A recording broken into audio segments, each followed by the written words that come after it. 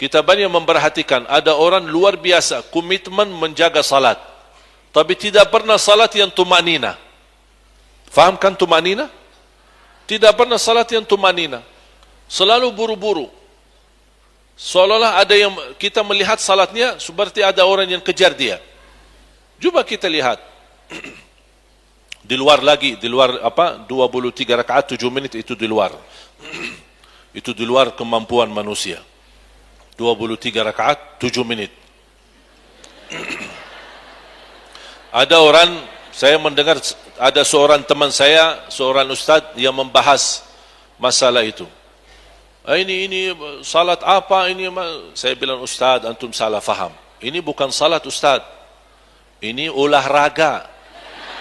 Olahraga yang bisa mampu menggerakkan badannya 23 kali agar bisa yang selesai cepat dapat juara 1. Jadi ini bukan salat. Oh gitu ya, ini cerita benar ini. Jadi jangan suuzan ya. Beda salat sama gerakan badan. Kalau gerakan badan bukan salat. Tumanina dalam salat rukun sebagaimana rukun Al-Fatihah. Kalau ada orang salat tanpa baca Al-Fatihah, sah tidak? Sama. Salat tanpa tumanina tidak sah. Contohnya ada seorang sahabat masuk ke masjid, dia salat. Selesai salat datang menghadap Rasul, mau salaman, Rasul tidak menjawab. Bahkan Rasul menegur, salli fa innaka lam tusalli. Salat dulu karena kamu belum salat. Juga Rasul menganggap dia belum salat. Padahal dia masuk salat tahiyatul masjid. Dia masuk lagi, salat lagi. Datang kepada Rasul, mau salaman, Rasul tidak menjawab. Salat dulu karena kamu belum salat. Sampai 3 kali. Dia bolak-balik 3 kali salat, datang ke Rasul, menghadap Rasul, dan Rasul tidak menjawab salamannya. Salli fa innaka lam tusalli. Salat dulu karena kamu belum salat. Padahal dia bergerak rukuk, sujud, baca dan tahiyat. Tapi kenapa Rasul menganggap dia belum salat?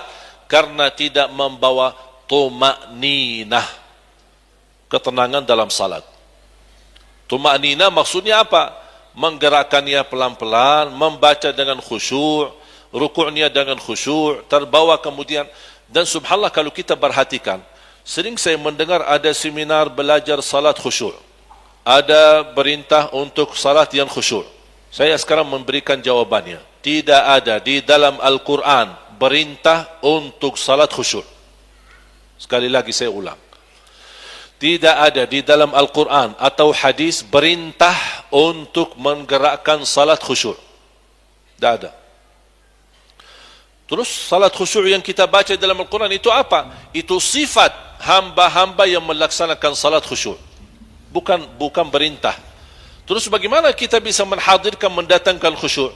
Yang bisa menjaminkan kekhusyuan dalam salat, tumanina. Kembali lagi. Tumanina diperintahkan tumanina, bukan diperintahkan khusyuk. Kalau kita bisa tumanina, akan khusyuk terbawa. Seberapapun persen kekuatan tumanina akan terbawa sama beberapa persen kekhusyuan. Kehilangan khusyuk karena kehilangan tumanina. Kalau tumanina selalu ada, insyaAllah khusyuk selalu ada. Dan ini butuh latihan. Jangan harap satu saat 100% salat sunnah qabliyah kita atau ba'diyah kita atau salat wajib 100% khusyuk. Jangan harap itu. Jangan harap.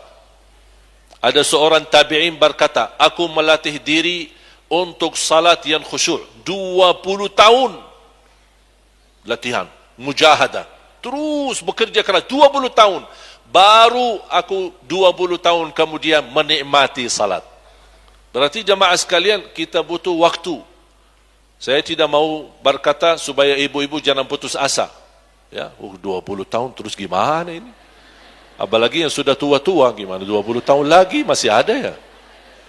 Tapi intinya jangan kita berhenti untuk terus berusaha tumanina, bukan khusyuk. Karena kalau sudah bisa tumanina akan terbawa kekhusyuan. Bagaimana cara tumanina? Gerakannya, bacaannya, jangan sambung-sambung ayatnya. Bismillahirrahmanirrahim. Allahu Akbar. Oh, nikmat.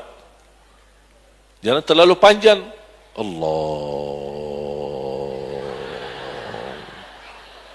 kepanjangan. Tapi yang standar lah, yang wajar, yang apa namanya sederhana, Allahu Akbar. Ucapannya pun jelas, Allahu Akbar. Apa yang Allahu Akbar? Allahu Akbar. Ketika membaca danan talbiyah, memulai danan talbiyah, baca doa iftitah kita. Wajjahtu wajhiya alladhi fatara as-samawati wal arda hanifa wa ma ana musyrikin qul inna salati wa nusuki wa mahyaya. Yang kita hafal. Atau subhanakallahumma bihamdika wa tabaraka ismuka wa ta'ala jadduka wa la ilaha ghairuk.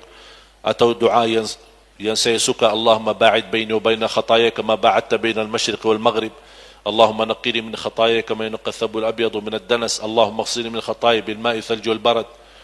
Atau doa yang disukai Nabi Muhammad SAW, Allahumma Rabba Jibril wa Mikail wa Israfil, Fatir as-samawati wal ardi, alim al-ghaibi wash shahada, alim al-ghaibi wash shahada, anta tahdi khalqaka lima Allahumma Rabba Jibril wa Mikail wa Israfil, Fatir as-samawati wal ardi, alim al-ghaibi wash shahada, anta tahkumu baina ibadika fima kanu fihi yakhtalifun, ihdini lima ikhtalafa fihi min al-haqqi bi'idhnik, innaka tahdi man tasha'u ila siratin mustaqim.